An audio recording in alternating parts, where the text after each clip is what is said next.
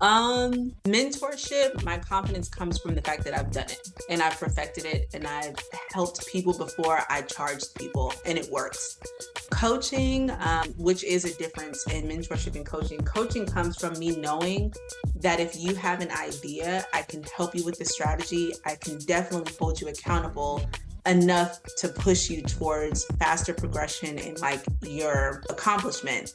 But that just comes from who I am. I know I'm organized, I know I strategize, and I know I hold people accountable. So the coaching aspect is more just who I am. Mentorship is more like what I've done. And so I can help you do these things because I've done all those things Wait, before. how do you strategically go about crafting a business around the lifestyle that you want to live if you're not living that lifestyle yet?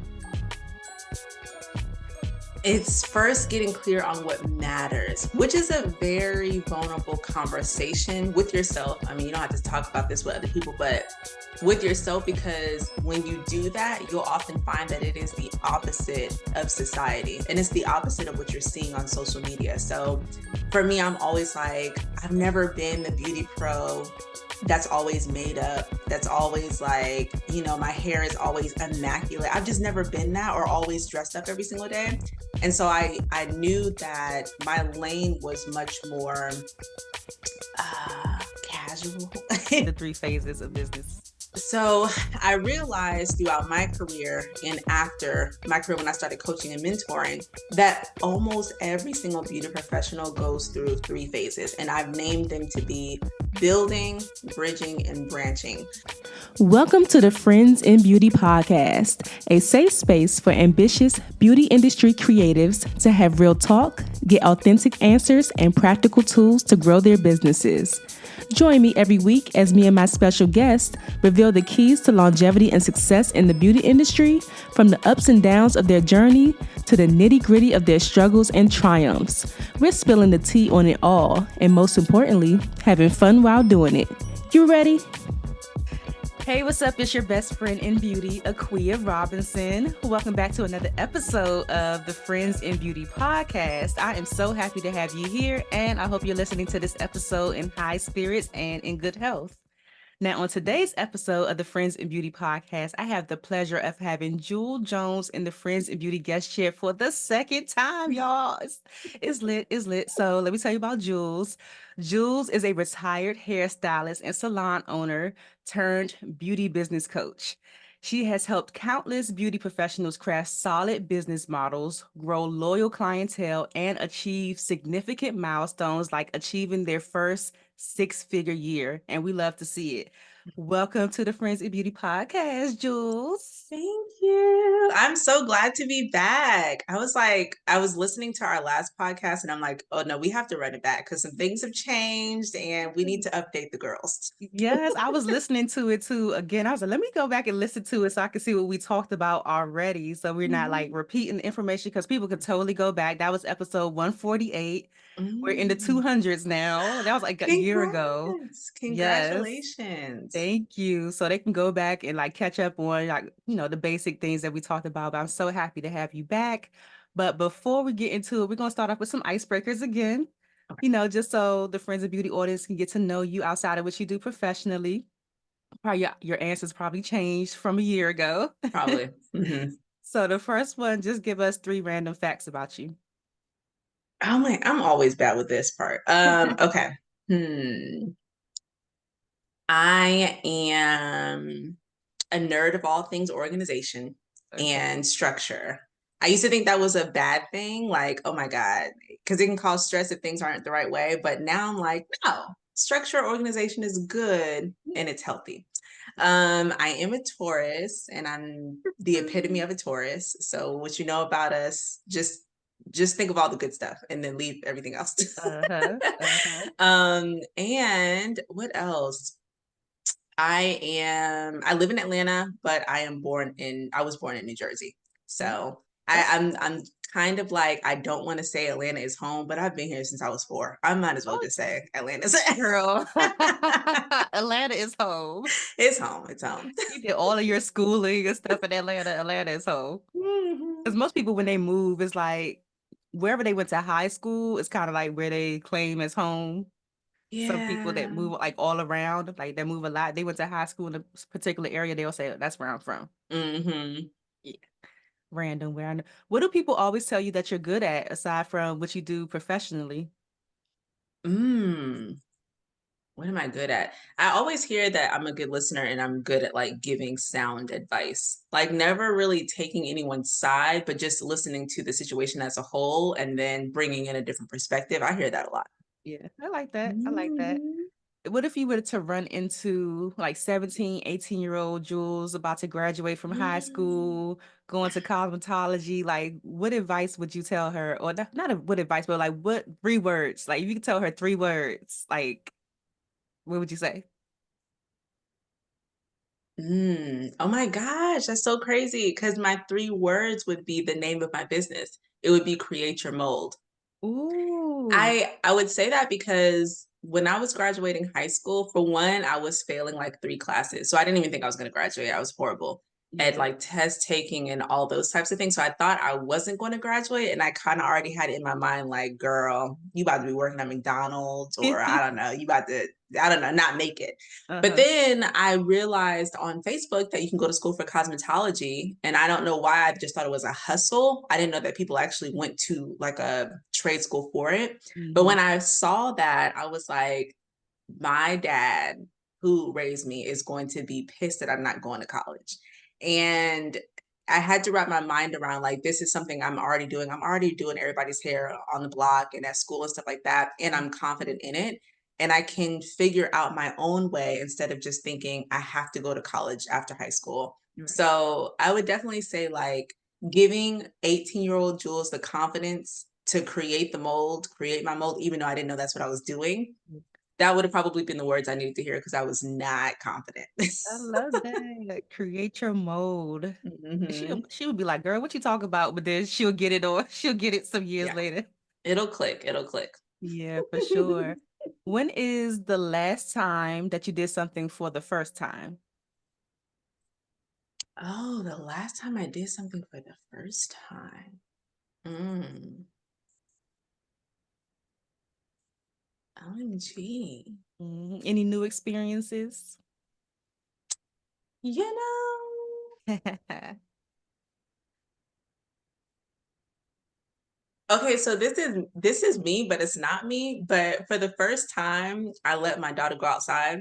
She's about to be 13. And Hmm. I'm just thinking in my mind, like, okay, we used to be outside all the time, like rain, sleet, and snow. And I just feel like she's missing that. So my big thing was allowing her to go outside without me.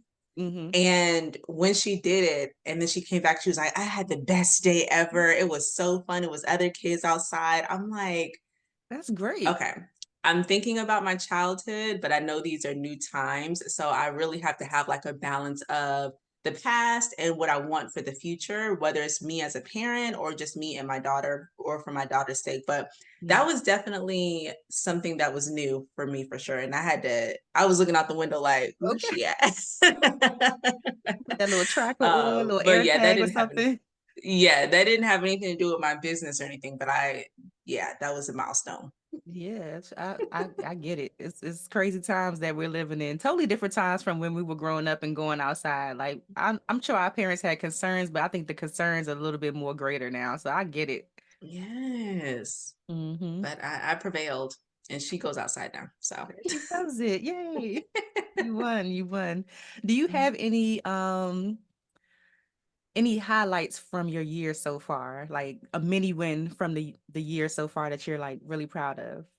um, a mini win has been letting go of expectations. Mm-hmm. And it's not tangible, but I feel like last year was so analytical that I had expectations for everything that I did. Like all my decisions had to turn out like this had to have this result, this had to be a benefit of whatever.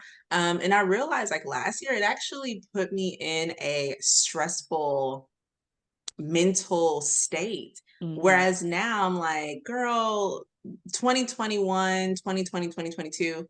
Yeah, it wasn't that analytical. It was more like I'm flowing with my business. This feels Mhm. good. This feels right. And Okay. that's when I had the most confidence. And that's when I made the most money Okay. because I was flowing.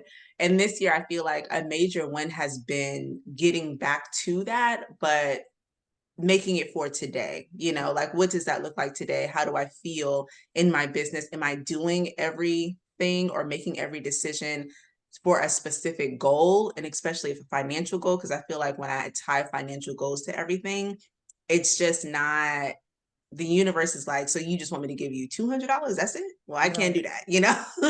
I Right. need it to be like free flowing and open. And I'm learning that again, this year. So that's definitely a major win. Yeah. Like, what do you think changed from you being free flowing and then to being so analytical and then now going back? This is so vulnerable, but I had a feeling or the thought that coaching is not sustainable. Mm-hmm. Like I had the thought in 2022, like, oh my gosh, can I really make this type of business or career path long term, or is it going to fizzle out? Because even last year, I did see a decrease in people spending money on mentors and coaches because Okay. everybody came out with digital products last year. And although digital products have been on the rise, it's like last year, beauty professionals were coming out with digital products like, this is how I made my first six figures, or this is how I have a loyal clientele. And so instead of working with someone and getting tailored advice and strategy, people are just going to ebooks and things like that, Uh-huh. which, those types of digital products are good. But I just realized, like, and this is not reality, but last year I was thinking, what if coaching is not a long-term thing? Like, what would I be doing after that? And so that had me spiraling into, okay, I have to have a very, very specific plan for everything that I'm doing. And I don't believe that that's how it should be done. A strategy, yes, but even within that, you're flowing and you're fluid and you're seeing, what works and what doesn't work. Girl, I was like, I'm going to do this exact thing and this is going to come out this exact way. And every time it didn't, I was like, see, my coaching business is not going to work, Right. So it was like trying to like validate what you had already put in your head. Like, see, I knew it Yes. wasn't going to be sustainable. It's so crazy. Hey, what's up? I know you're enjoying the episode, but I have to put you on to Friends in Beauty's newest community, the Trailblazers Club. The Trailblazers Club is a place where success not only leaves clues, but becomes a tangible reality for beauty pros just like you. See, a lot of my friends in beauty are so talented and so skilled at what they do, but they lack the essential business skills that are needed to grow and sustain their businesses, or they lack the support that is needed to stay consistent to execute their goals. And that's exactly why I wanted to create the Trailblazers Club to be able to support you on your journey.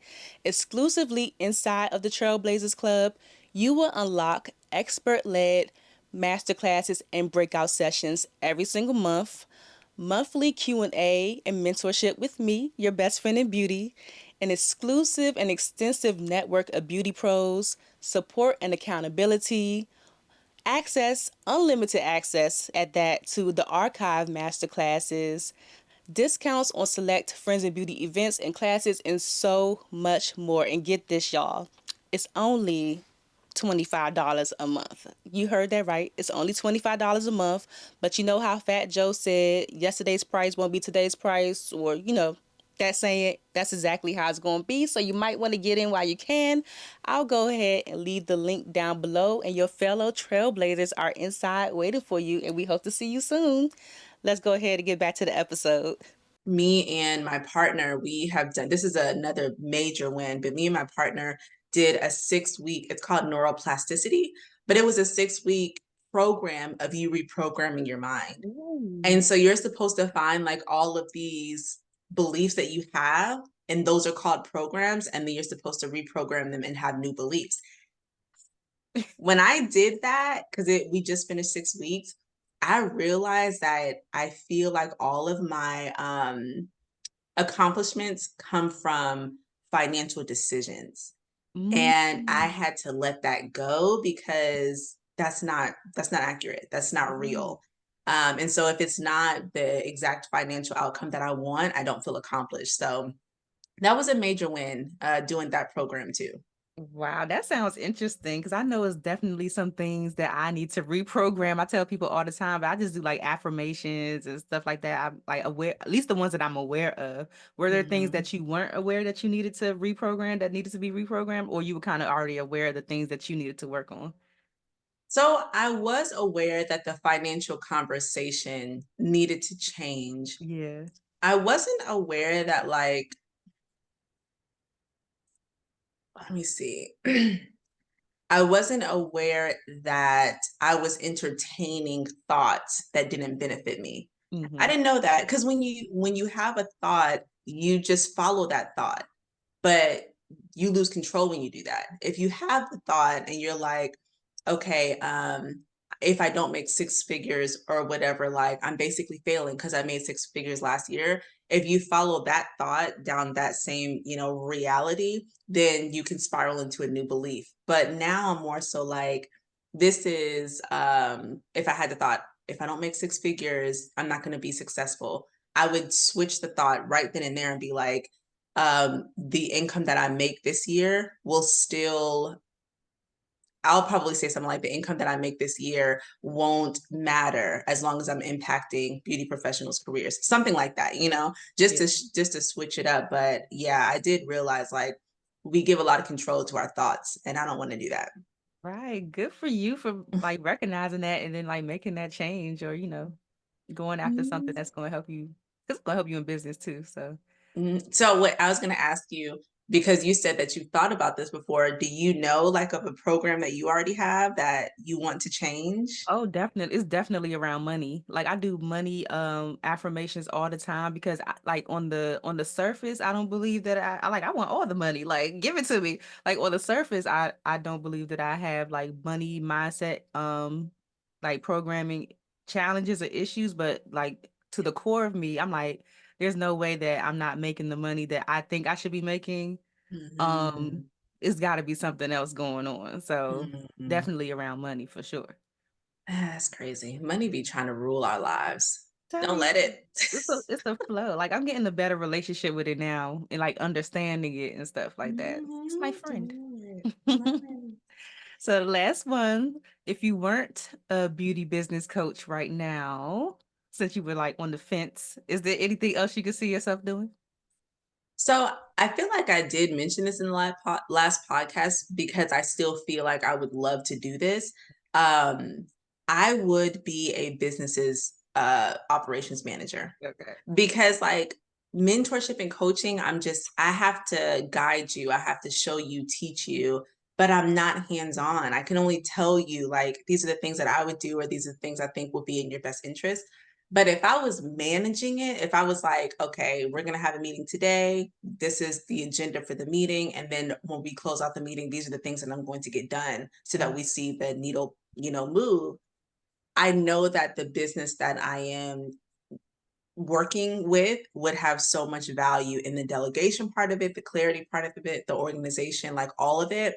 And I want to be able to contribute to like a small business in that way. yeah. So it's still the same answer. And I just came out with an offer called virtual operations manager Oh, to nice. see, what beauty professionals are out there that are at that status where they want to delegate emails, content, like quarterly planning, all of those things. But they just need someone who's not trying to be a hairstylist. Because, people come in and be like, I want to be a manager, but I also want to be a hairstylist. So They want to then be it's you. a conflict of interest. I'm not trying to do nobody's hair. Okay. I Right. just want to do the managing part, and really allow the service provider and the owner just wear those hats, without doing all the operations part. Yeah, that's for sure. I was curious to see if your answer was gonna be the same. I was like, let me see if she gonna say the same thing. So I like Mm, that. Because last yes, time you said you'll yes. be a manager, and if you could just like work with one person, take them to the top, then like you would do that. I will be so happy. I love it. So like I Mhm. said, you were on episode 148. So y'all go back to episode 148, like it, subscribe, comment your takeaways, because that was such a good episode. Like we had a really good conversation that Mhm. time. But like what's new? Like catch us up. What's been going on this last year? What's new is getting back to the basics, which sounds like the Right. opposite. But I feel like in business, you have like the sauce and then you start adding new ingredients and you're like, okay, this might work or this might make it better or whatever. I feel like there was a time where going back to the digital products with beauty professionals, there was a time where I was really pushing digital products. Like you need to have something digital, or you need to have something virtual, or you need to be thinking about passive income. And I created my VIP coaching based off of that. But now I'm more so like, I keep on hearing the same things with beauty professionals, just not having business sense, just not having like the business logic around it or the strategy from the service provider perspective. Mm-hmm. So I'm getting back to that. It's so crazy because the last time I talked to you, I had my workbook, Business Beyond the Chair. I feel like I still had my community, or I had just let it go. All the things that was working really, really well. And I put those things down so that I can just focus on one-on-one clients. And although that was fun, impactful, money was great, I'm now getting back into um, really focusing on like phase one and phase two, which is the building part and then standardizing your business. And last time I talked to you, I think I was more so talking about phase three was my focus, like helping people diversify their income, scale. But a lot of beauty professionals, they're not there yet. And so majority is where I need to go to really help and cultivate phase one and phase two so that they are then ready for phase three. So that's new, even though it's old. Also, I feel like last time we chatted, I was already in the mind state of I just want a very simplistic life. This is going to sound interesting, but when I became a coach, I was the money that I was making, I ended up making my lifestyle very expensive, like new car, new townhouse. I was going out to eat all the time. And I realized like I want to get back to the things that truly matter because none of those things actually made me happy. It was just like, oh, now I can afford it. Yeah, you get Now I'm the getting back to smaller house because my daughter would be upstairs all the time. I would never see her. So like smaller space. I don't necessarily need the newest car on the block. And I actually like cooking at home. So I feel like now I'm kind of getting back into simplistic lifestyle. And what matters to me is friends and family and traveling, yeah. not necessarily throwing money on my week to month lifestyle. Yes, okay. A lot to unpack there. I think definitely I want to start with just crafting a business around your lifestyle for sure. Because Mhm. I think that's like a concept that I've come into maybe within like the last few years of just like being in coaching programs or just plugging into other entrepreneurial spaces. And I always tell people, I really recommend people to get into spaces, of course, that are like in your industry, but also stepping outside of your industry because I'm in a lot of like just plain entrepreneurship spaces. And I tend to be like one of very few other beauty professionals in there, but you start to get to hear like different concepts around business and stuff like that. But yeah, I want to know about that. Like how do you strategically go about crafting a business around the lifestyle that you want to live if you're not living that lifestyle yet?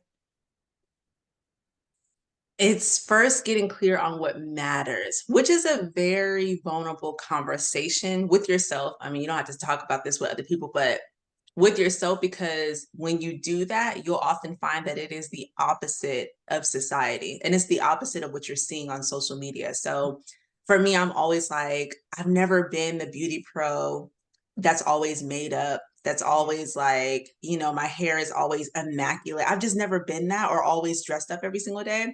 And so I knew that my lane was much more casual. It was Yeah. much more like this is, how on TikTok they be like, this is the side of TikTok where we work 9 to 5s, and then that side of TikTok where we make 6 figures a day, something outlandish. Yeah. I wanted to make sure that, like, for one, I got back to what mattered.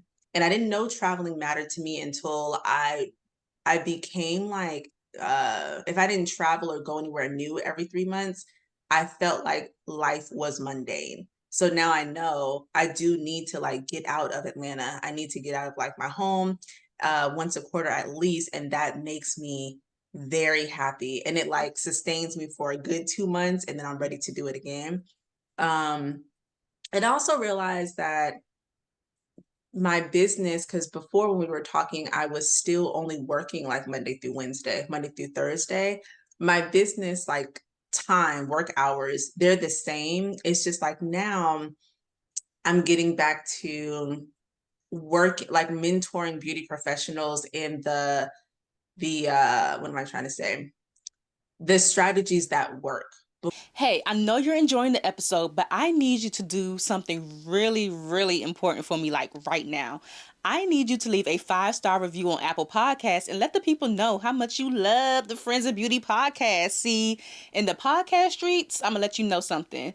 If you don't leave a review, then people don't know that the show exists, and then the show won't grow. Reviews are so essential to the continued success of the Friends of Beauty podcast, and plus, I really just want to know what you think about the podcast. I appreciate all the DMs, but a 5-star review would be even better.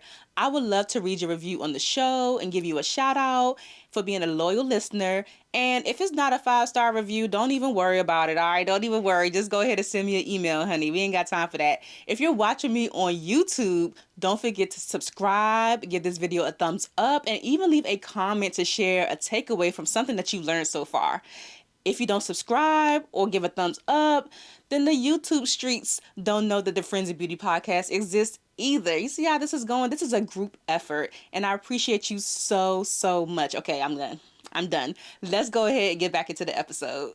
Before, I was more so coaching beauty professionals through whatever they wanted to create. You come to me, you want to create a workshop, a webinar, whatever, but that takes a lot of time and planning and like, all these things. And I still do it. It's called Beauty Pro to CEO. It's still an offer, but I'm not making that my bread and butter because Yeah, that took a lot of mental capacity. got you. And I can't really scale it because I can only work with a few people a month. So yeah, just knowing what works, knowing what makes me feel burnt out helped a lot. And I was like, 10 VIP clients, Yeah. never again. I would never do that Yeah. again. And then, what I'm trying to create. I'm still on the December sabbatical. I believe I talked about that in episode 148. I love that I know the number of the episode. That makes me feel good. I'm still on that where like I plan all year to be able to take off the whole month of December financially. Yeah. And I know that I have to build my business around that because that's really important to me. Yeah. So, Yeah, I love that. But once you do know the life that you want to live, how do you determine which avenue to take?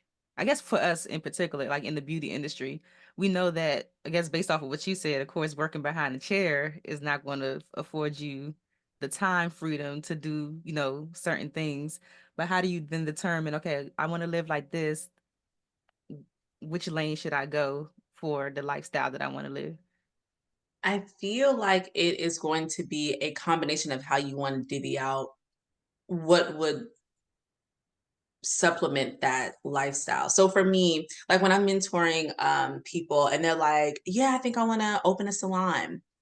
But then every call we're at, I don't like working with people and I don't want to be training people for more than, and I don't want, and I don't want, and I'm like, okay, so reality is you don't want to open a salon where you have a team. You just want the idea of scaling. You just want to see the increase of income and you want to see more profit.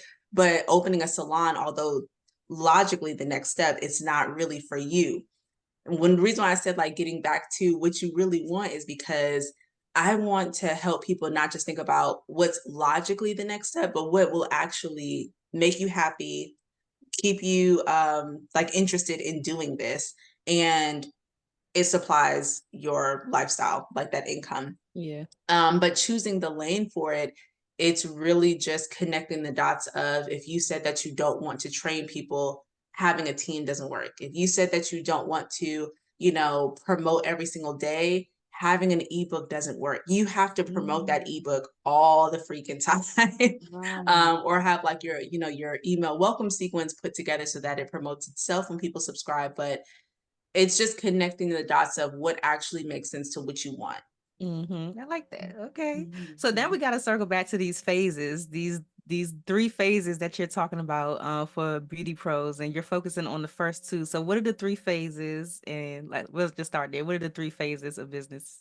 So I realized throughout my career and after my career when I started coaching and mentoring that almost every single beauty professional goes through three phases, and I've named them to be building, bridging, and branching. So the building phase is like when you're figuring out, your niche, your ideal clientele, you're trying to get like your specialty down and, like have your skill perfected.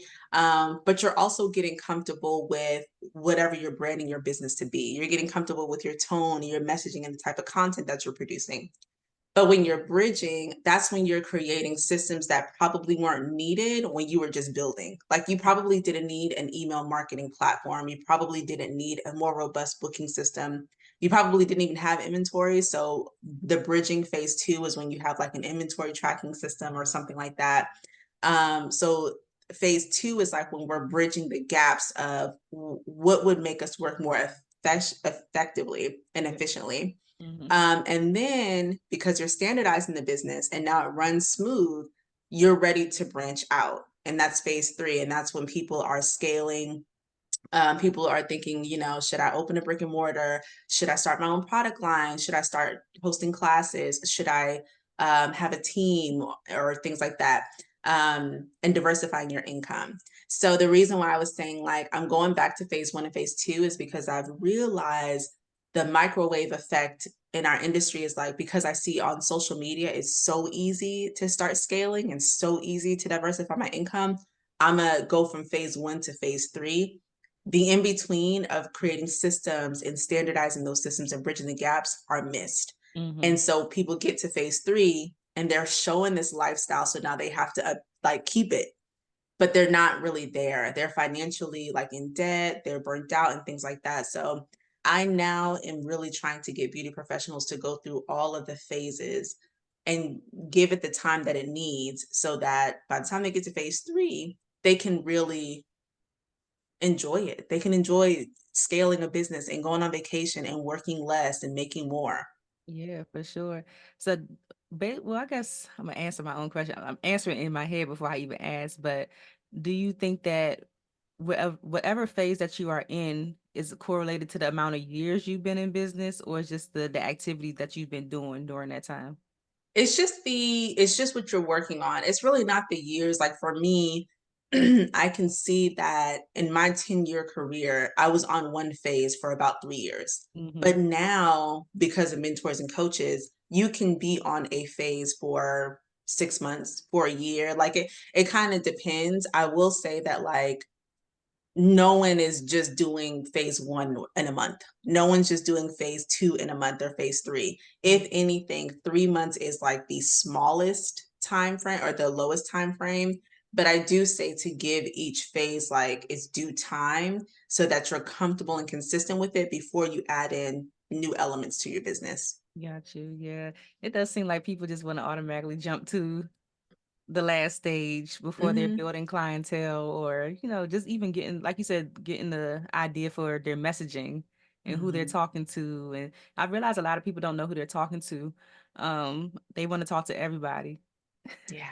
And that's my whole thing about building an intentional business model. Because when it's intentional, if you say I only want to have professionals on my podcast, then you're like specifically talking to professionals in every piece of content. You're not just saying like people, who don't have a business or they don't have like a professional career. And so in the beauty professional world, I do think that because we're just trying to be popular on social media or just because we're trying to be seen, we're trying to talk to everyone. And then that just makes it inspirational content, which does not really convert. People can like it and scroll and like it and scroll, and then they're on to the next. I'm Mhm. like, be intentional. What state are you in? What city are you in? Who specifically are you looking for? Who's going to care, if your foundation is flat? It's going to be the people who are like, I do a lot of different styles and I'm in a professional. I'm always in front of the camera. So that matters to me. But Yeah, it's being intentional with who you're targeting for sure. yeah, yeah. So how do you go about in your program walking people through phase one and phase two? Is it kind of individualized, or is it like a system that works for everyone? So I have combined phase one and phase two in Business Beyond the Chair. Okay. So, and I do that because, like, again, some people are probably at phase one for a good 3 months, but now they're already ready to bridge the gaps. And so, if you are consistently going through, these phases, Business Beyond the Chair is my new mentorship program, and it'll also be a standalone course, and that walks you through everything to consider for the business model and then everything to put in place in order for it to be structured, and then how you're going to strategize like your growth and things like that. Yeah. But those two are together, phase one and phase two. And I made it a mentorship program because although I want you to go through the course, I still want to be able to help you make it your own. So we're hopping on biweekly calls that are about an hour, so they get to ask all their questions. I get to be like, you said this, so maybe we should go this route. You don't really have to make it cookie cutter because you're creating your own mold. Mm-hmm. So I'm giving them like individual mentorship also along the way. Yeah. And that is a 12-week program, but after the 12 weeks, you can absolutely stay on. I'm working with two mentees now that have been with me for almost 6 months. Wow. So again, it just really depends on how long it takes you. But phase one and phase two is now Business Beyond the Chair. I like that. This is exciting. I wish Yay. well, I wish something like this existed when I first started, because it's like you do spin your wheels a lot, or you just find yourself investing in so many different things, just trying to piece together information, Mm-hmm. that it just becomes so expensive. And then by that time you're burnt out or you've been jaded. I know a lot of Yes. people are jaded from getting coaches and maybe not getting the results that they're looking for, or maybe they don't even know the results they're looking for. They thought they Mm-hmm. did. And it'd be like a whole thing. Mm-hmm. And I hear a lot of my mentees tell me like they told someone that they had a mentor and they're like, girl, you don't have to pay for that. You could just do that by yourself. And they're always seeing, for one, their perspective of that beauty professional, it's now different because they know that they cut corners or Yeah. they know that they're really not as successful as how they probably seem.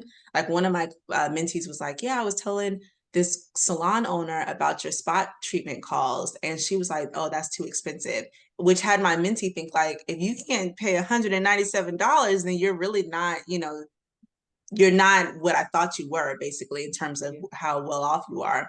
But I will say, like, anybody who's listening to this, if you want someone to help you individually, don't tell anybody until you make the decision and you already made the investment, because people are going to be like, oh, you could just do that yourself, and then you will have very slow progression and no accountability, things like that. So do it. But if I could do it myself, I would have did it already. Hmm. Yeah. Like, yeah. No. When it comes to phase one to phase two, where do you think that, I guess, the people that you've worked with so far get stuck? Like, what's going on um in their careers at the time? They are stuck with um I turn my passion into a business. I'm great at what I do. I just don't know the business side. Like I don't know the systems I need. I don't know the structure I need to put in place. I don't know platforms. Like I don't know if I should have a website or a link in bio or how I even do email marketing. It's usually that they're stuck with, I'm now good at this thing.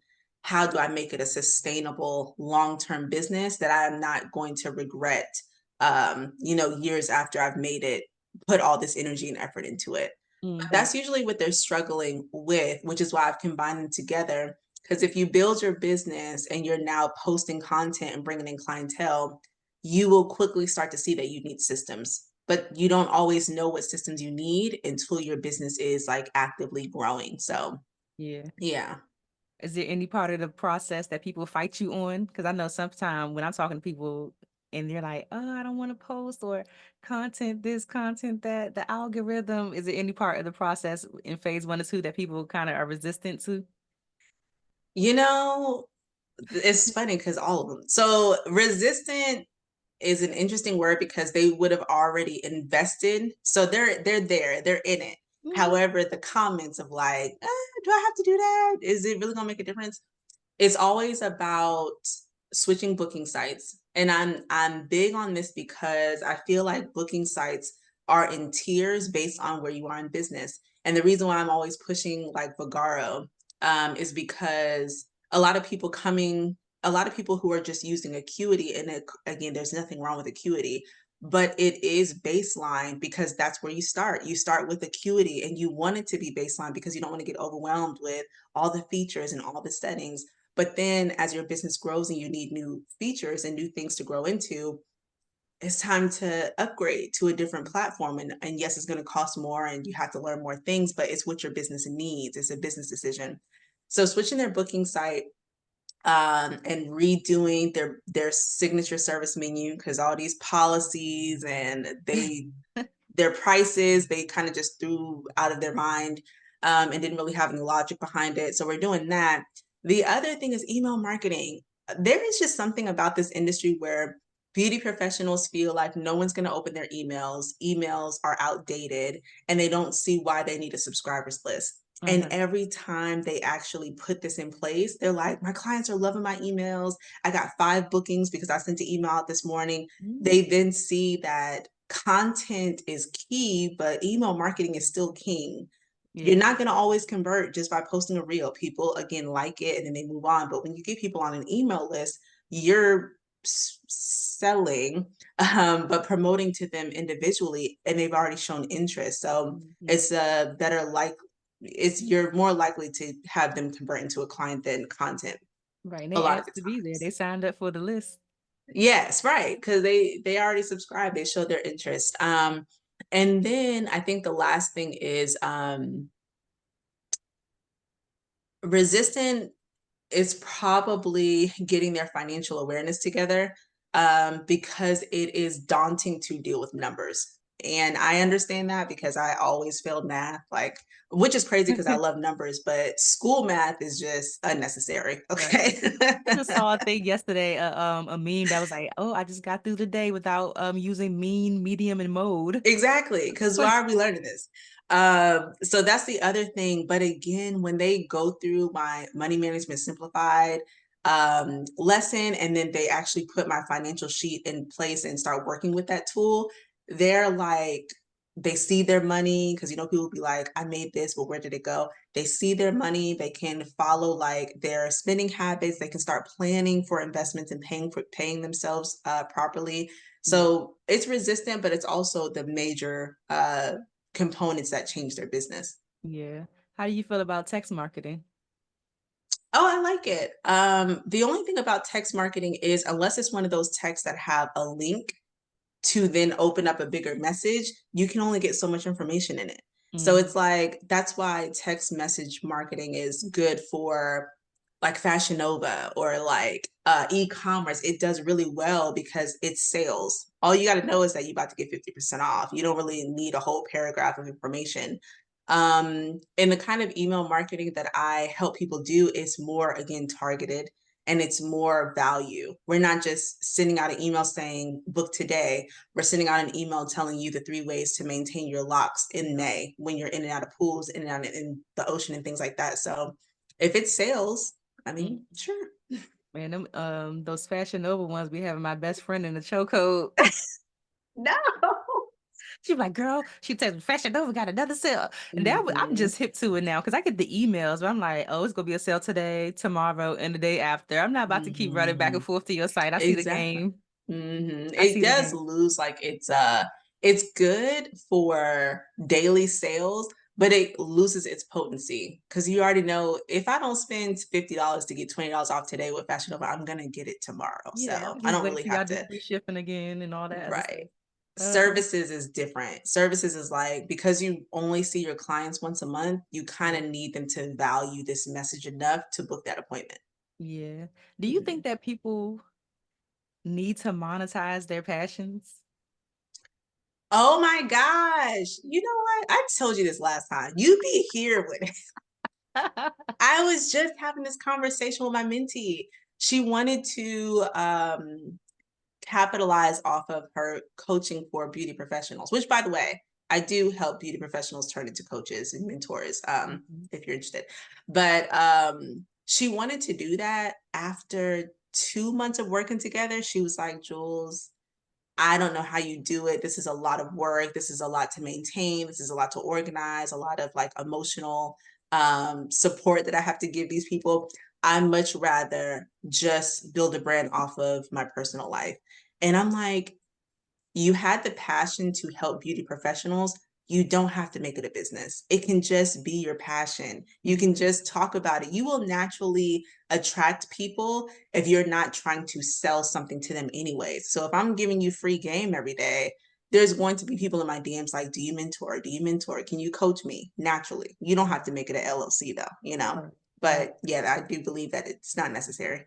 So I think that's how a lot of us get stressed out, like trying to Mhm. monetize everything. And even I think about it sometimes because there's so many things that I'm good at. Even listening to you talk now, 'cause I told you before I used to have coaching programs, but even listening to you talking, you got these modules and all these things. It's like so many things that I could teach because I know a lot, or I know a lot about a little bit of, I know some things or whatever. But it's just like when you start to think about trying to make money from it, sometimes it makes you lose your passion, or it just kind of taints it. It puts a nasty taste in your mouth when you're not making money from it. But it's something that you love or that you're good at. It just, I don't know. And I think going back to the reprogramming, I think it's because you attach it to an outcome. Mm-hmm. I don't believe that your passion is supposed to be attached to what you think you will get from it. I think you're just supposed to live in your passion, do your passion, and then you receive what comes from that. You're giving it out into the world and you're receiving whatever comes back in an energetic way. But I think like the second we're like, I'm going to make this a business and I'm going to make, again, with the dollar amount expectation, this amount of money with it, that adds to stress. That adds like, well, now you need to structure it. Well, now you need an Instagram page. Well, now you need a trademark. Well, now, it adds all of that to it. So it makes it less enjoyable. Yeah, for sure. This is a phase 3 question, but this is Mhm. something that one of my mentees asked me the other day, and I was like, I gave her an answer, but I was like, I need to really think about it to give you like a real concise like answer. But she asked me like, when do you know when it's time to hire somebody? Like, how do you Mm. know? Well, for one, I love that you remember the phases. So that's cool. Because he's like, it's a phase 3 question. Um, when do you know that it's time to hire? This is going to be an answer that's probably not popular, but you know that it's time to like delegate something when you've already understood the concept of it, or you already know these are the exact things I need. I'm just not good at it. I don't have the time for it. Or if I do this, it will take away from me servicing my clients or something like that. But Yep. I feel like that has to be first because like people will pay for content marketing people or email marketing managers and things like that, but they're just going to ask you what type of content do you want, or what should we be talking about in your content. They're going to still need information from you, so if you don't have those things in place or understood or Mm, confident, it'll be very hard. Similar to, and I think I mentioned this before, but I hired my sister to be the salon manager when I opened my storefront. I already knew how I wanted my business to run. If I would have hired her without knowing, mm, she would then be like a partner. She would be figuring out how my business is supposed to run. mhm, And I would have needed to pay her way more. But because she came in my framework, and I just need you to, keep record of this, answer the phones, do this, it's like that delegation makes sense. And you also see the benefits of that quicker than you yeah, trying to have them figure out their way. yeah, Um, and then the second thing is you have to have disposable income when you're hiring people because a lot of these roles don't bring money back. Me hiring my sister to be the salon manager wasn't necessarily, I didn't see any profit from it. However, the business ran smoother. yeah, And I may have been able to take one more extra client a day because she shampooed.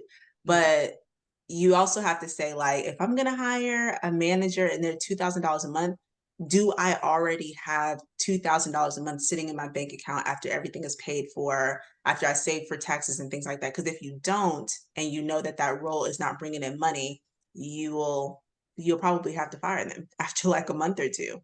yeah, yeah. I agree. Mhm. I probably said something similar. I can't remember exactly what everything that I said to her. But I was like, first, you really got to know what you're trying to, why you want to hire. Like, are you trying to save time? Are you trying to make more money?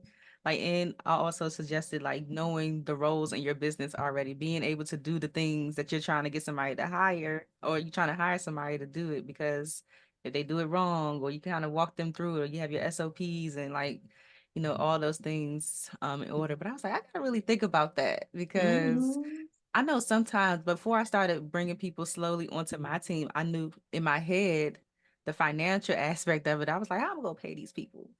But I Right. don't know if I actually like looked at my money. It was like, okay, I got an extra whatever sitting around that I could hire them. I felt like once I made the intention, like it wasn't $2,000 a month, but I feel like once I made the intention to say, okay, I'm going to bring somebody on, the money it came, or it was there. Like it was Mhm. actually there the whole time, probably, that I didn't even realize that I could um Mhm. do it. Yeah, I don't want to discourage anyone from hiring. And I just want them to go through like the process of making sure that now is the time and now you can handle it. Mhm. Um, I was going to say something else too. Hold on, do I remember? I be doing that all the time. Oh, also, I do feel like a part of like the beauty industry, we're usually solo. And so when we're talking about scaling, but scaling without other people, it can sometimes it don't make sense because businesses like they start with one person, they bring on like an assistant or a manager, and then they continue to grow and scale in people and scale in products and the demand and stuff like that. But for some reason in the beauty professional world, we just have the mindset of it's always just going to be us. That is hard to scale. It's hard to scale just by yourself. So Mhm. I do like encourage people to think like, what can you delegate? And if you delegate, can you figure out another way to bring in more income to the business so that you can continue to scale? Not on uh, a not thinking that like you have to have 20 people working for you, but I do think like getting out of the solo dolo mentality would help a lot.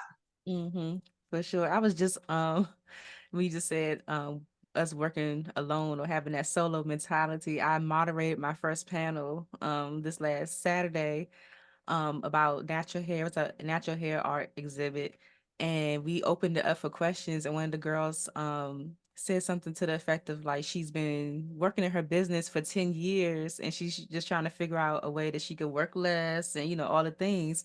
And one of the panelists told her, and I didn't even realize this, but when I was listening to our old interview, I realized that you said that you had like your second wrist surgery and like all this Mm-hmm. stuff.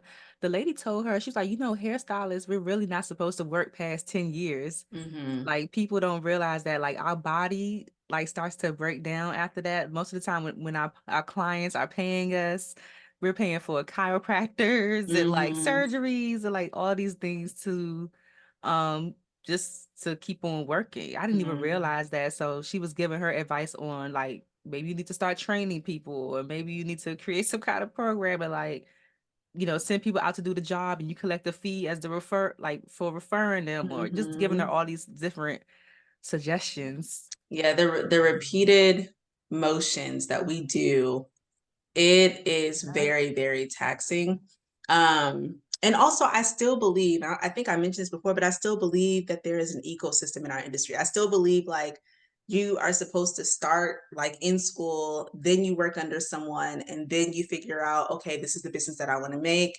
Then you build that, then you bridge it, then you branch it out, and then you feed the next person who's trying to come up and you mentor them. But it's in my mind, it's a circle, which is why I encourage people to keep moving. Like you don't need to just stay in this box.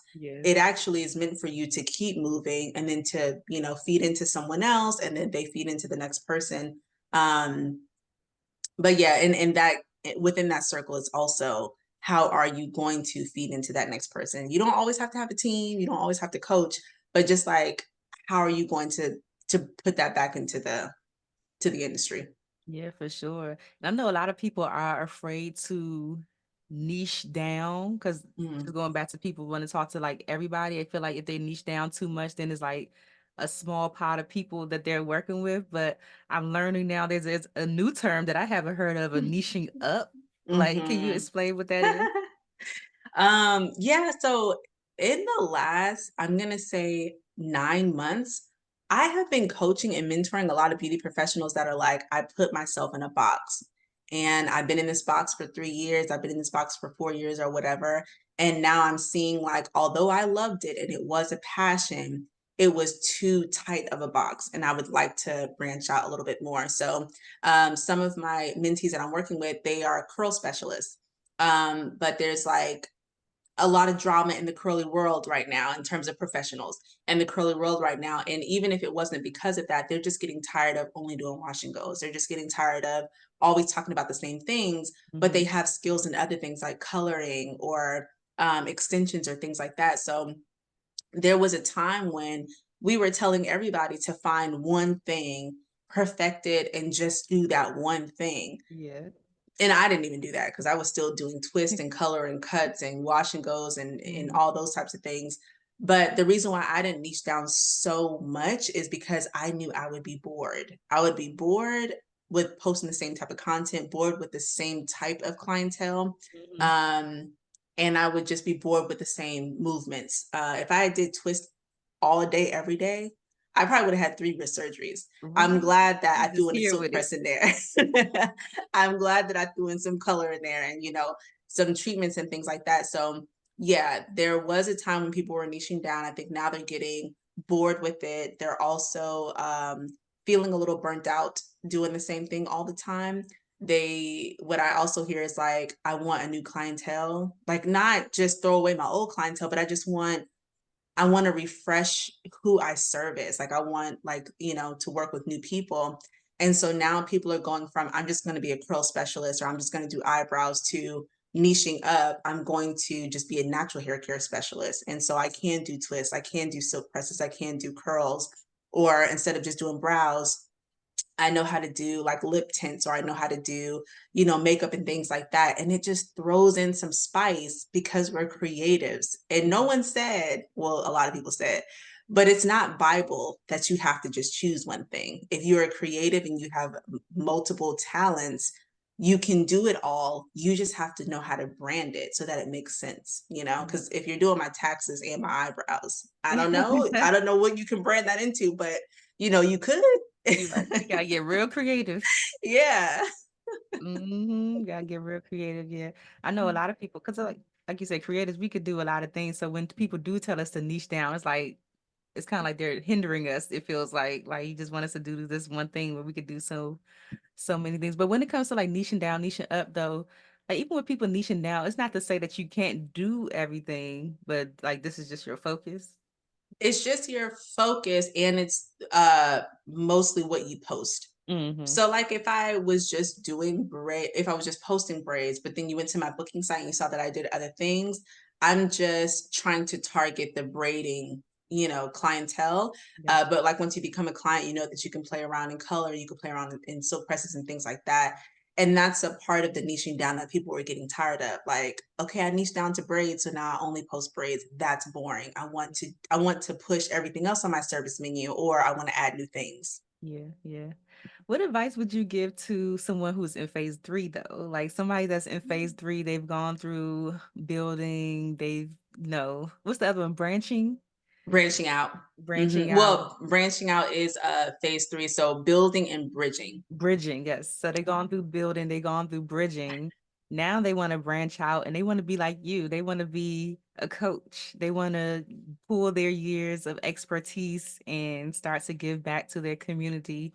Where would you recommend them starting? Because I know a lot of people, they might want to coach, but they're like, I can talk about, like I just said, I could talk about a whole bunch of I could probably teach people about podcasting or starting their podcast, makeup, the social media. I could do a lot of things. Where would you recommend them kind of like figuring out what their focus is going to be? It would have to be the clarity part first. So when we are, because it's basically creating a new business model. Mm. So it's interesting because when you are in phase 3, you're kind of starting back at phase 1. When you branch out and now you're a coach, you've actually started over and you're building your coaching clientele. Right. So the clarity part though comes with, again, what are you passionate in and how do you want to offer that? You can be passionate with helping people with all these things that you know, but are you going to keep client notes? Are you going to have like client folders? Are you going to manage being on Zoom calls with clients like 3 times a day, 4 times a week? Like, is that the lifestyle that you want? Or do you just want to start a podcast and just openly and freely talk about these topics that you're interested in? So I would say gaining the clarity on what you want to do and how you want to do it, how you want to provide that. Then we're creating the business model for it. So now we're like, who's the target audience? What are you going to be talking about? What are your offers going to be? This is when we're creating their new mold of the business that they're wanting to build. And then we're starting over. We're starting back with building the clientele and creating the brand and then branching out with new systems and stuff like that. Yeah, that makes a lot of sense because you still got to go back to the basics again when you starting Hmm. over. Something else going to ask you something else, but off the top of my head, like what's working for you as a coach as far as you getting your clients and everything like that? Are you doing ads, just content? What's working? What's working for me is referrals, which before that comes with very consistent client experiences, really good reviews, and then the referrals come from that. What's working for me is intentional content. I don't do ads. Like I never really have. I think I've boosted a post here and there. But because I want to work with very specific people, I'm okay with slowly getting 5 new followers a day or slowly building up like my follower count, my engagement, my views and things like that because I like the intentionality of who I'm attracting. Yeah. So that's what's working for me. Also, just knowing my baseline and what I'm thriving for helps a lot. Because if I know I only really want to work with 5 people and I would be perfectly fine with that, I don't need to do ads. I really don't need to um like go over and beyond with Like emailing you my want to attract all those. I don't want to do that. Now that I have a course and I have something digital for them to like consume on their own, do like a self-study, I possibly would rev up my content, but it still would stay intentional. It would still be like, if you don't know a phase that you're in, then, take this quiz or sign up to know. It'll be like if you're a beauty professional who knows that you need to build something intentional because you don't want to wing it, it'll still be so specific that I am just reeling them in with content and then getting them on my email list and then, nurturing them with valuable emails and then they become clients. Yeah, I love that. So Mhm. is your program set up where it's like on a rolling basis people could come in, or you have like your cohorts where it's like they got to do the 12 weeks and then you do another set of people for 12 weeks and then like that? So my mentorship has been subscription based for the last 6 months or a little bit longer. So they are able to sign up and it's consistently, we're hopping on 2 calls a month. I'm creating a strategy, we're checking in. But this time I made it a cohort so that because I'm already working with 7 mentees, I made it a cohort so that I can bring in a new group of people, although they're not going to be working together as a group, but a new group of people and then work with my old subscription based mentees and my new cohort based mentees until I'm like, okay, some of these have graduated, they're off, they can do their own thing. Now I can bring another group of people. I'm testing out the cohort because I don't think I've ever given it enough time to see its true benefits. I think I've always been like, I'm gonna do a cohort. Not enough people signed up, never doing it again. I don't want to do that anymore. I want to like actually see, okay, is cohort based what I want to do because that's what I did with VIP coaching before. Like VIP coaching, you worked with me for 3 months. So I was bringing in a group of people at the beginning of a quarter and I worked with them for 3 months and then I brought in a new group of people and I did like that. So we'll see how the mentee cohort goes. Okay. So do you think coaching is sustainable? I do. Thanks for asking me that. I do think it's sustainable. I think, like all industries, you just have to pivot. And you're constantly learning new lessons and you're learning new things about yourself. And so now that I'm reprogramming and I have my positive posture, that's what one of my programs are called. I called it positive posture. So if I'm ever going negative, Yeah. I'm like sitting up straight and I'm thinking positively.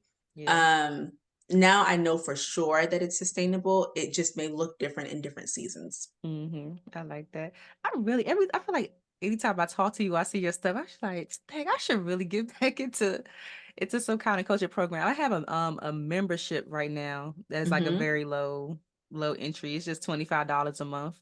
But I know for the lifestyle that I want to live, see I feel like the mentorship program is like, I don't know how to say it. I just wanted to create something where, because I know how I know the feeling of wanting to invest at a high level because I've invested in coaches like five figures and stuff like that. So I know the feeling of wanting to invest in somebody at a high level and that anxiety that comes with not having the money to do it, but you still want access to information.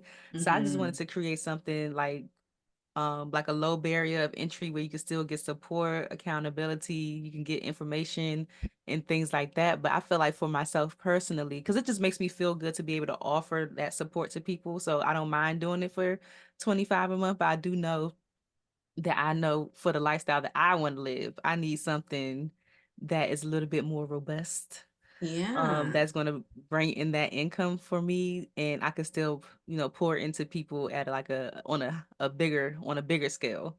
I just don't Yeah. know what it is because it's so like I be just all over the place on what to focus on.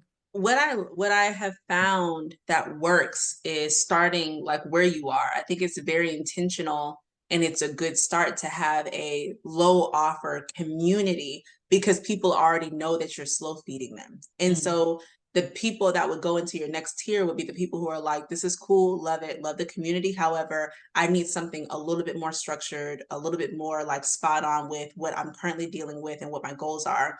And so you take that small group of people and then you can do a cohort mentorship where it's like we're actually hopping on individual calls and group calls and we are going through the community route but in 6 weeks or whatever. yeah. One thing that I did is my business beyond the chair. That was a course at first and then I turned it into a book, but my community was going through the course at a very slow rate. So I actually saw like, okay, the course can be 3 months, the community will end up being a year. It Oh, will take me a year to talk about one topic every single Monday. So if you don't want to go that slow, now you need to be a mentee or now you need to be one of my coaching clients because we'll do it in 3 months. But having a time frame and then constricting it or making it smaller, that's where you can make it a high offer. right, because people want to go fast and they want to go now. Yes. Yeah. Do you think that digital products are starting to become like oversaturated? I hate using that word, but do you think it's starting to become like a mess a little bit? Yes, oversaturated. When I say oversaturated, I mean like a lot of people are doing it and now it's lost its It's value. yeah. Yeah, because again, like a lot of people do have ebooks and a lot of people have workshops and things like that. I saw this girl say she was selling 27 courses for $27 and I'm like, do you know what a course is though? Because a course, you're selling 27 courses, or are you selling 27 mini lessons, 27 master classes? But a Right. course, so I think when it becomes oversaturated, people are not even learning the concept of digital products or like the correct terminologies and things like that. They're just, um, translating their knowledge and their skill and their expertise into something really quick. And Hmm. then they're like selling it and they're bigging it up more than what it is. Yeah. I think digital products are still needed though, because everybody can't afford mentorship and everybody can't afford coaching. So we need courses, self-study, we need ebooks and things like that. It's just now you have to really, you can't purchase it from people who you just see have a flashy lifestyle. Like people who are just posting that they're going out to eat all the time and they're going shopping all the time and they never actually post strategies or business tips and things like that, real ones now. Yeah. Not you telling me how to do first grade math to make 6 figures, but like a Mhm. real strategy. I think you have to be a little bit more selective with who you're going to purchase it from, but I think they're still needed.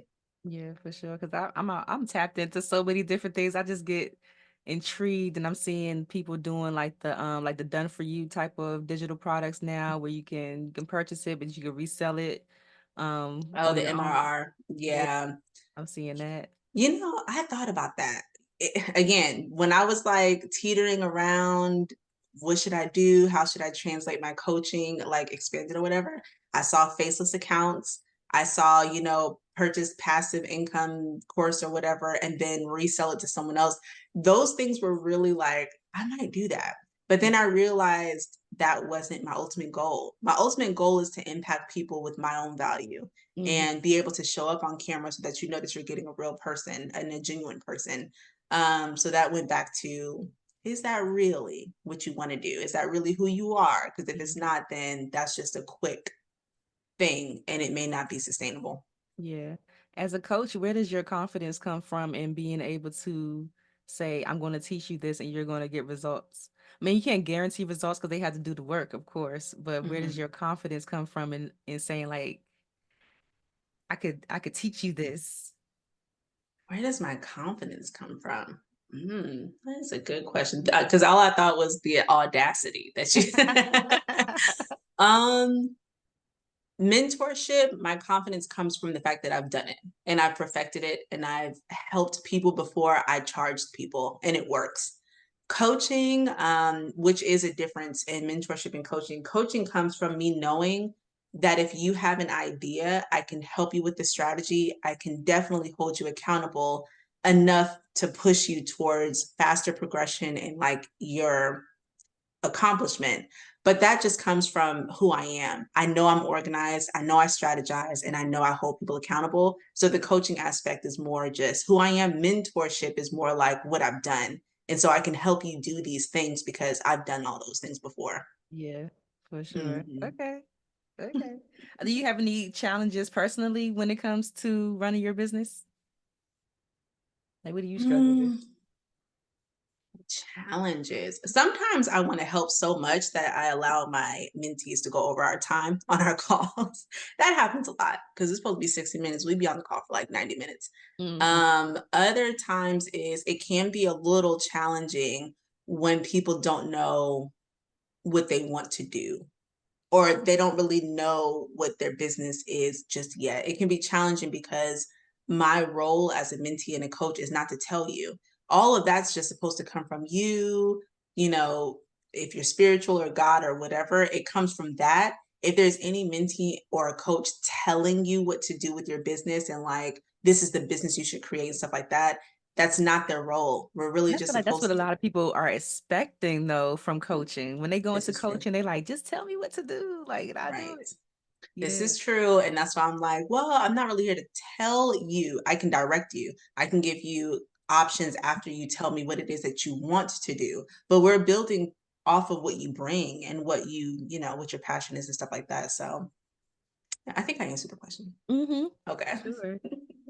Another question, one of my mentees asked me, it's the same girl too, that she asked me recently too, was just about balancing everything. I know you have a daughter, but just how do you personally go about balancing like motherhood, business, family, friends, like Mm. all the things, life, just everything, and being intentional about still showing up as Yeah.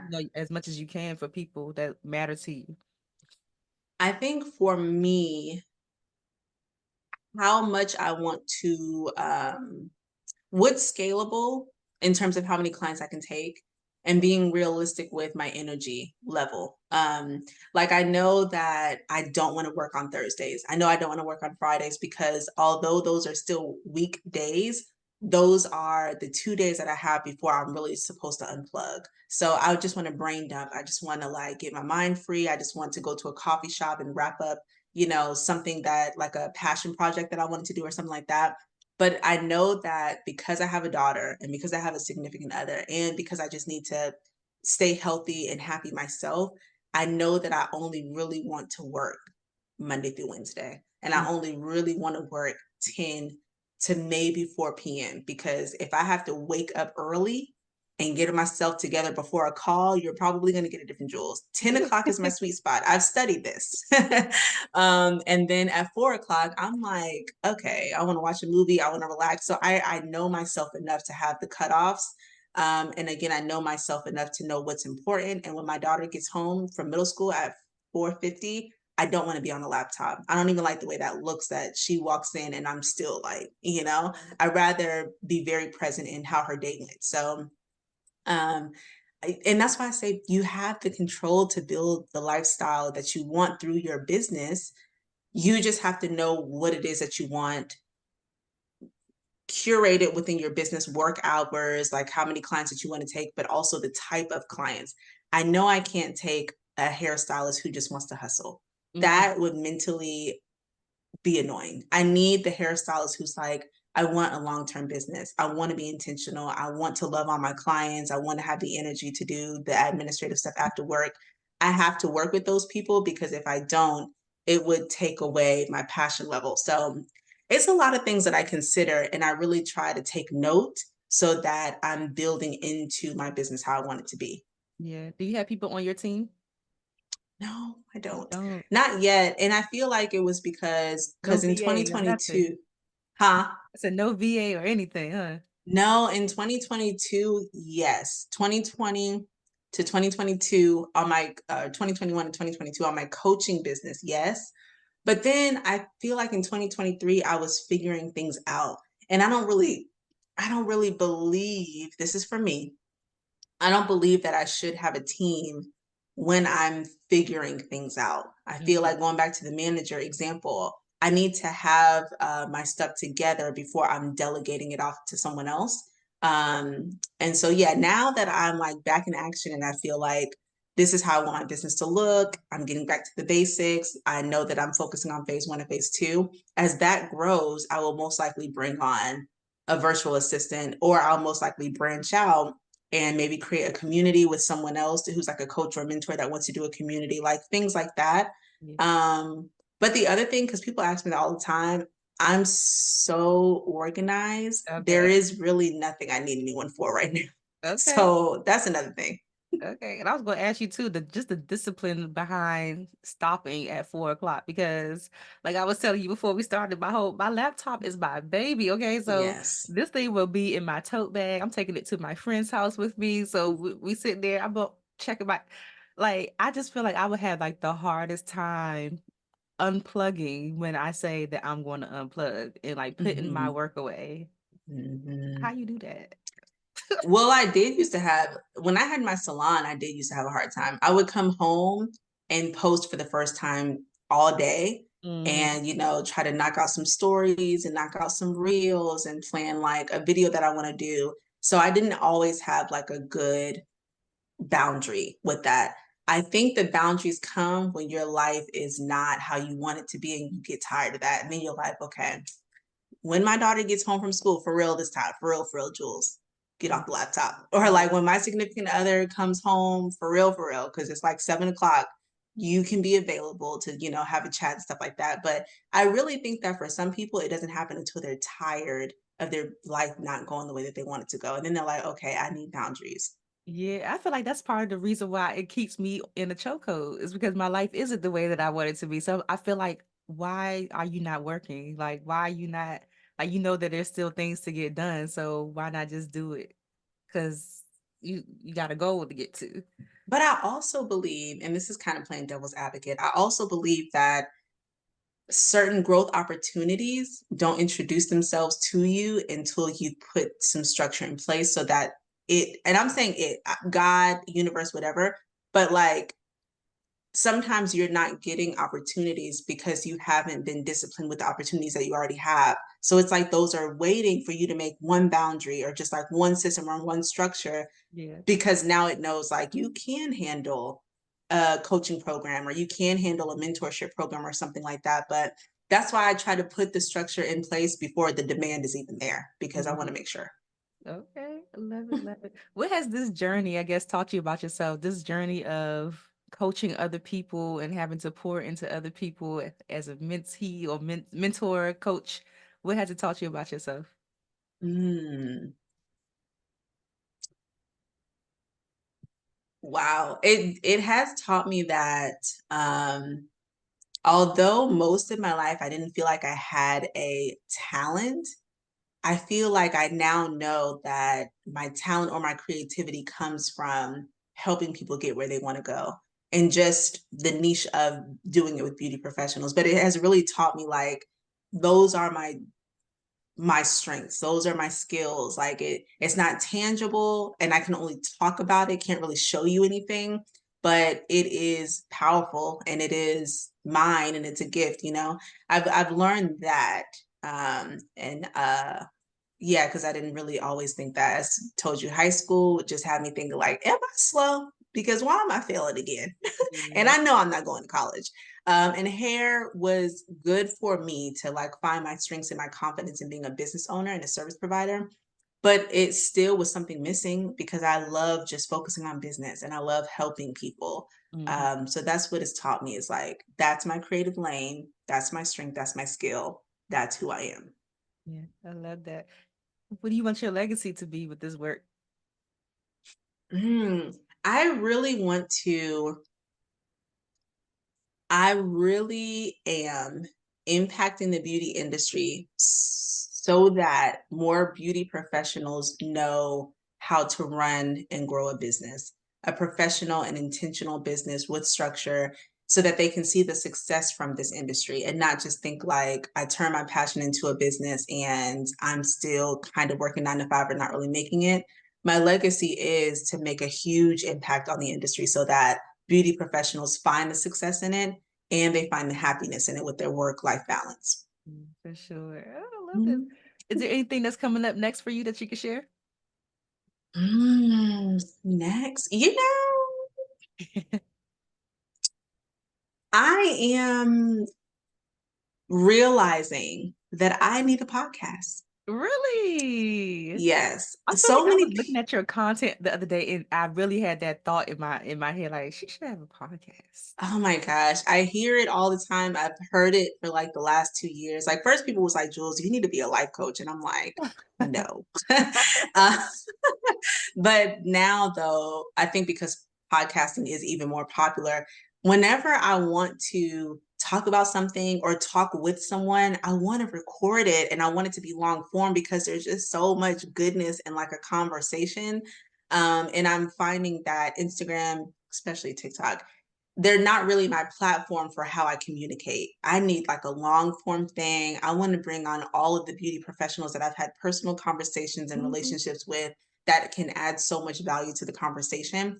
And I know that I don't want to just be about business. Yeah, Like yeah. I want my podcast to be well-rounded Yeah. because, you're not just a podcaster. You have like other interests and other successes and things like that.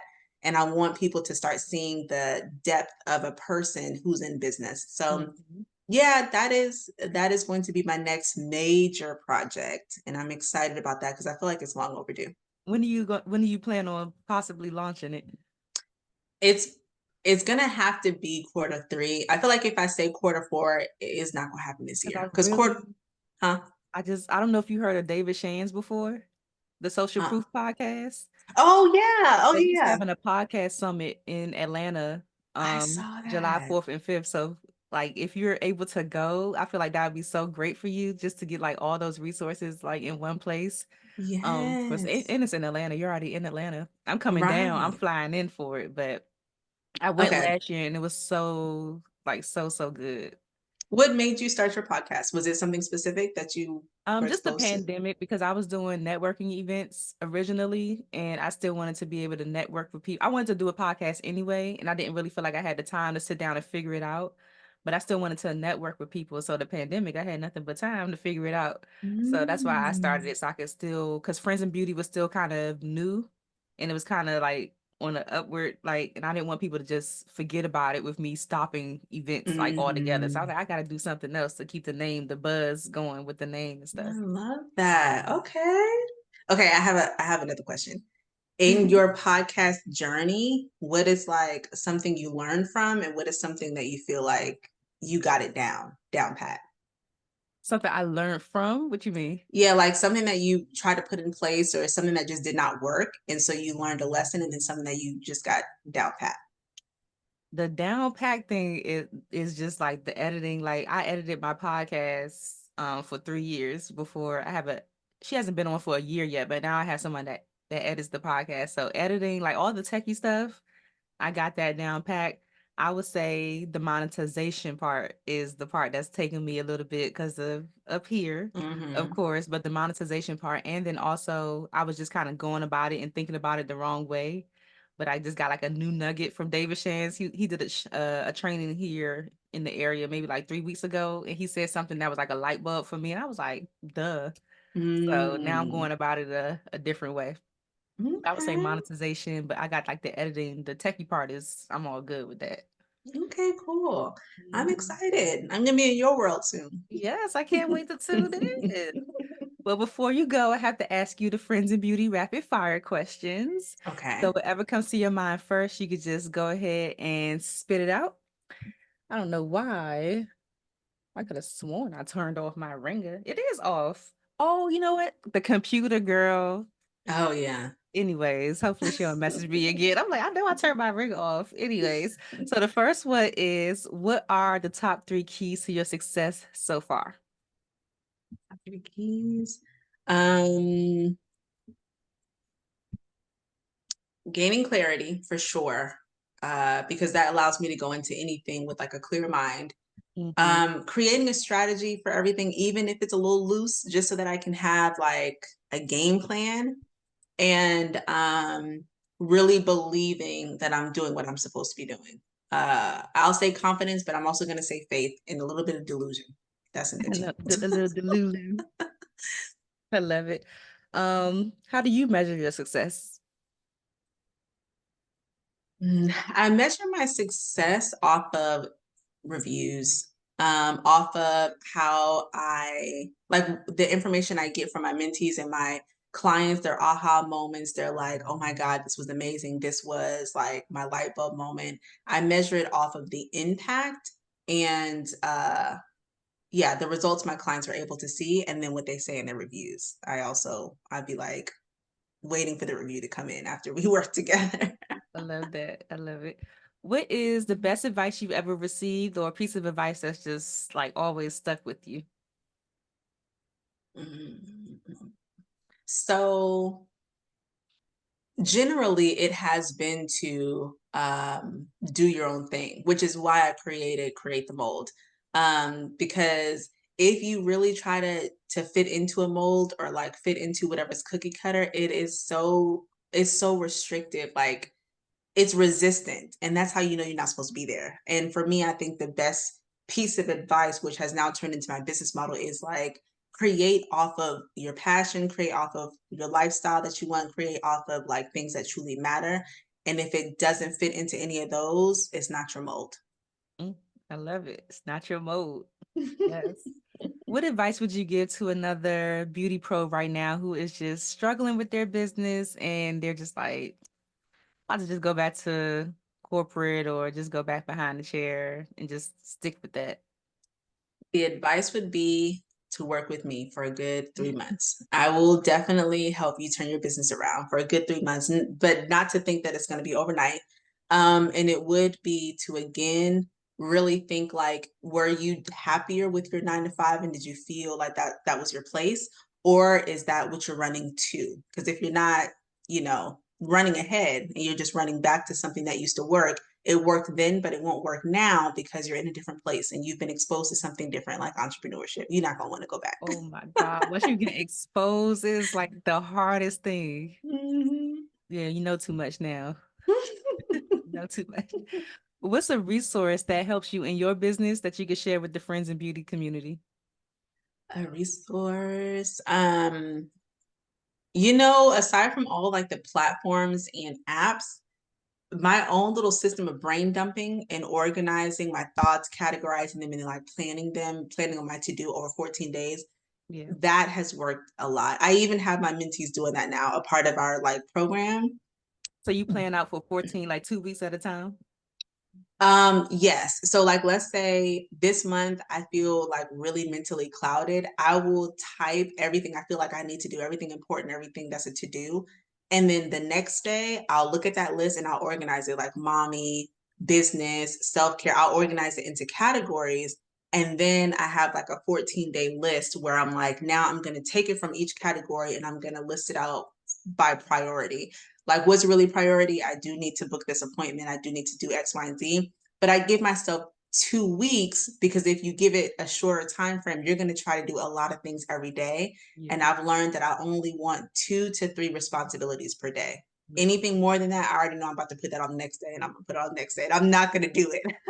Right. So learning to create my own brain dumping slash to do process, it has helped me a lot. I like that. It's similar to like the 12-week year, but shorter. Yes. Mm-hmm. I like that. Okay. Mm-hmm. So the last one, I just want you to fill in the blank and say, my name is blank. And the key to longevity and success is blank, whatever you think it is.